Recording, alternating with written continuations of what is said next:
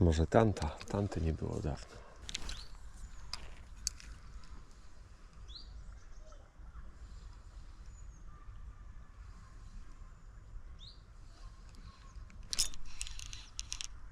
Ryba.